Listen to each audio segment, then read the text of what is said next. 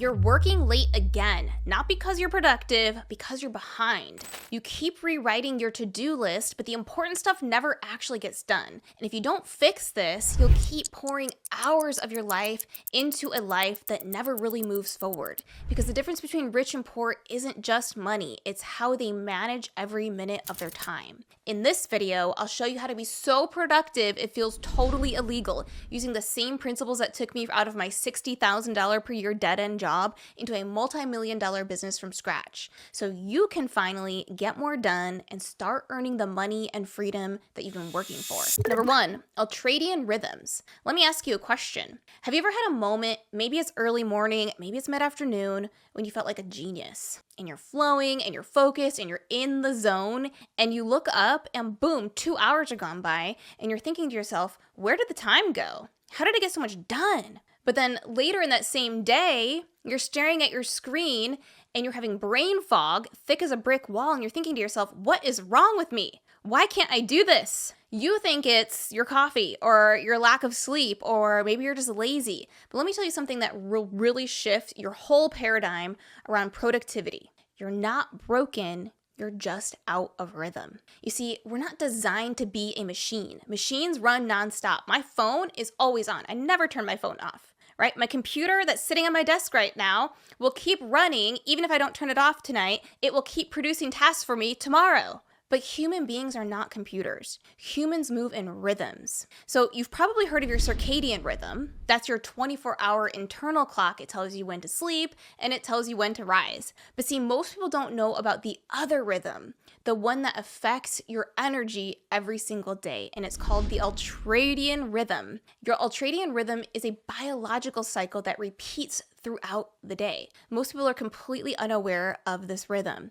That's why they think they lack energy, focus. They feel like they're just lazy and they can't get things done. But this pattern is actually your body's pre-programmed productivity schedule, and it's backed by science. And you've just been working against this your entire life. But what most people don't understand is that we have these mini cycles throughout the day. Our bodies are meant to operate with rhythm. So using your body's naturally existing cycles, you can peak focus in tasks between 90 to 120 minutes in length. And then recovery usually lasts about 20 minutes. So here's the problem. Most people think the way to get things done is just hustling fast and as long as humanly possible. And that's what I did when I was a struggling entrepreneur. I used to pride myself on just pushing through.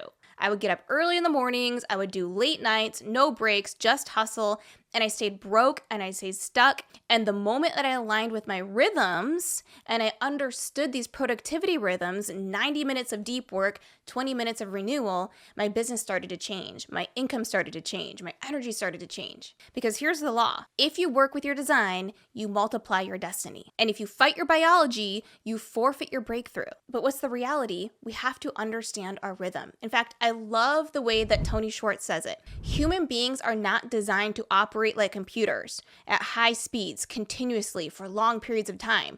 We're designed to pulse between spending and renewing energy. In fact, have you ever been to the ocean? You'll notice something really strange when you sit there long enough and just watch the ocean. The tide rushes in and then it pulls back. The wave builds and then it breaks. It doesn't crash forever. It goes through the cycles. The same principle that is true in nature is true for you too. You cannot fight nature and win. You can't fight the natural rhythm and win. And here's the truth. You're not tired because you're lazy. You're tired because you're out of rhythm. So here's what I want you to do to fix this. First, track your energy each day for 1 week. Notice when you feel most focused and when you feel a bit of a slump. Then, from that awareness, you can schedule your important work during those peak natural times, usually between 90 and 120 minutes of deep work, followed by a 20-minute break. And then setting that timer is a great way to stay on task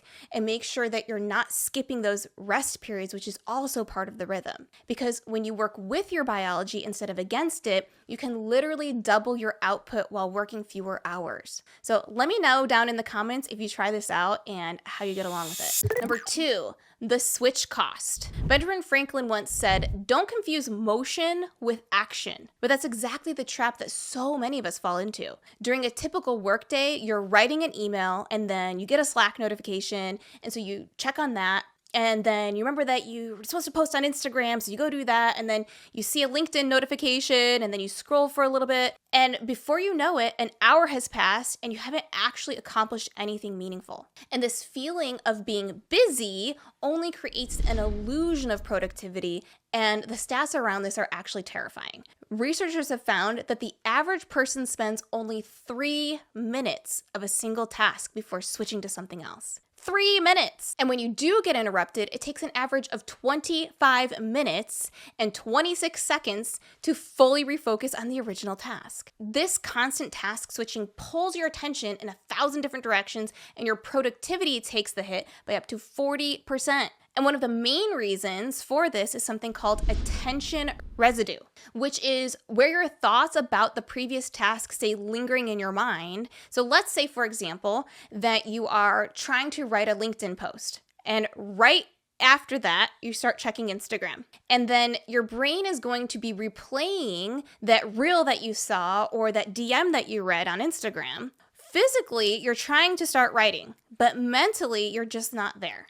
And I think we can all relate to this. And this mental baggage makes it so much harder to focus. It's so hard to build momentum when your brain isn't fully there. So the solution is monotasking, doing one thing at a time with your full attention.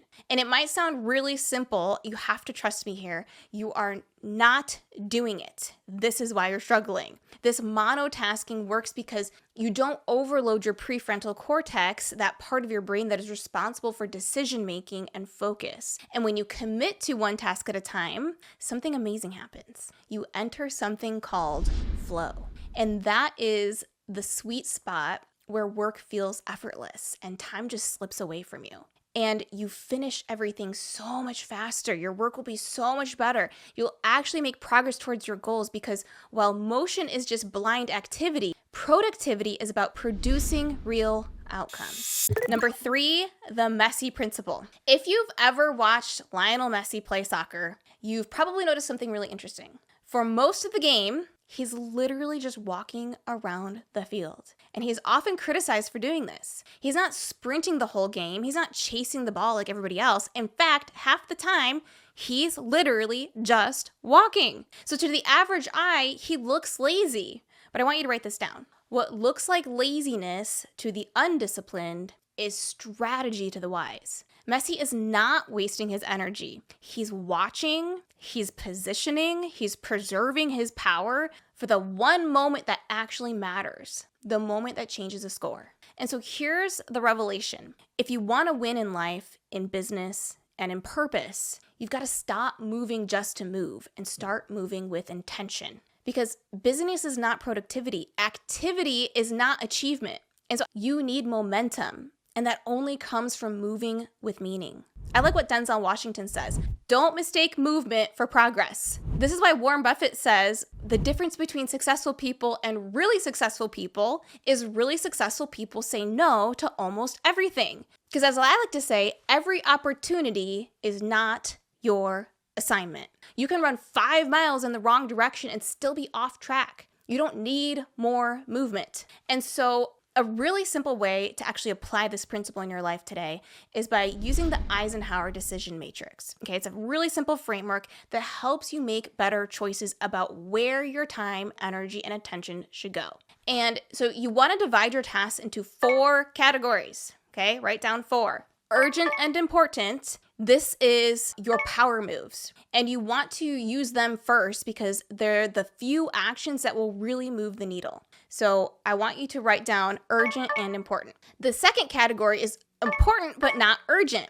So you want to schedule these things. If it's urgent but not important, delegate it because it's not important for your time. And if it's neither urgent nor important, you delete it entirely. Don't overthink them, just let them go. You see, it's pretty easy to say no to stuff that's clearly unimportant, but most people get stuck living in the urgent but not important box, constantly putting out fires, reacting to notifications, getting caught up in other people's priorities, and that's the real danger zone. And unless you have a plan and your brain always defaults to reactivity, you'll always make decisions in the moment. So here's what you have to do. You have to make decisions ahead of time. Intentionally plan to make time for the things that matter most. Say no to the good so you can say yes to the great. Because your energy is not unlimited and you want to spend it on the moves that actually win the game. Number 4 is find your pacemakers. Most of us are trying to build our dreams in complete isolation.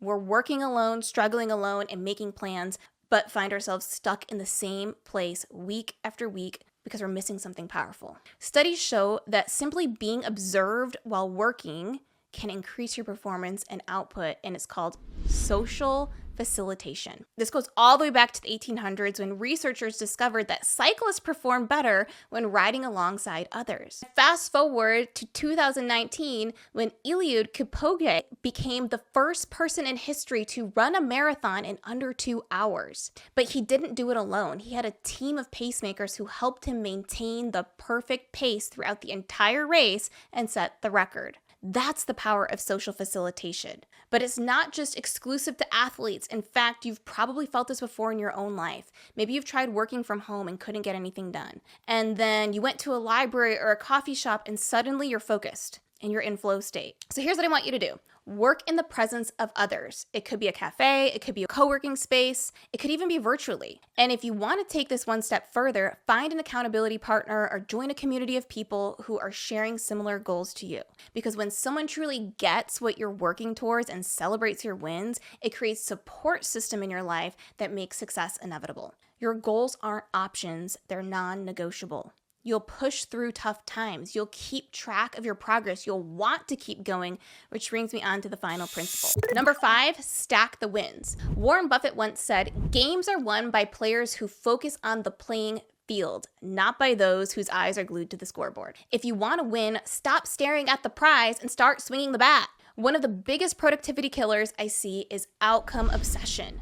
People sitting around refreshing the scoreboard, wondering why the needle's not moving, checking the bank account, checking the scale, checking the likes. It's like you're not even playing the game, you're watching it. And when you're constantly checking your results, you're actually stealing energy from the work itself. It's like trying to drive while you're staring at the Jeeps instead of the road in front of you. You think that you're being productive, but you're really just drifting off course. And the more you obsess over outcomes, the harder it is to stay motivated because goals don't create momentum, actions do. And it's the small, consistent actions that matter way more than obsessing over big outcomes, even if they're not perfect. So let's say you want to earn $10,000 from your business next month. Don't stare at the bank account. Focus on the daily actions that actually generate income, like sending pitches to potential clients, following up with leads, launching your signature offer, or maybe you want to get to the best shape of your entire life. Maybe you have a fitness goal.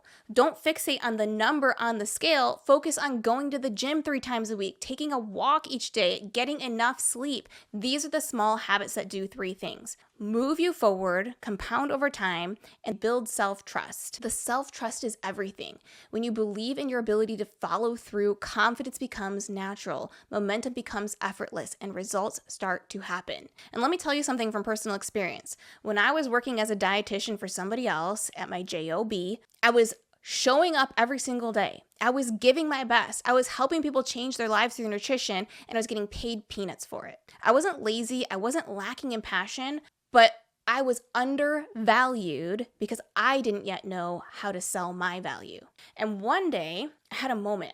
And I realized I wasn't going to get rich waiting for somebody else to notice my worth. And so I started learning how to sell my own services. And no, it didn't happen overnight. First, I created my very first offer and it was terrible and nobody wanted it. But I learned what not to do. And then I had my first sales conversation and I fumbled and I got told no. But I learned what not to do. And then I did that whole thing, a whole bunch, over and over and over again until one day came my first paying client. Not a $10,000 package, but it was my first yes. And then I started showing up consistently online, building trust, refining my message, and making more offers. And with every tiny win, I got better. Because I wasn't just building a business, I was building belief. Success doesn't come in a flood, it comes in the drips that you don't quit on. Because the people that you look at who had that quantum leap, they just stacked small wins in silence until they got big enough, the breakthrough got loud. Here's the reality. You don't grow when you stare at your goals. You grow when you stack your actions. You want to make 10K this month, take the small actions that allow you to create it. They compound over time, they build trust. So even if you're feeling stuck or overwhelmed by the big picture, zoom in. Just do the small thing, because success isn't about giant leaps. It's about showing up, taking one small step at a time. And if you want 18 tiny habits that I use to make millions of dollars, then you'll find those over in this video over here, which you can watch next. Thank you so much for watching, and I'll see you in my next one.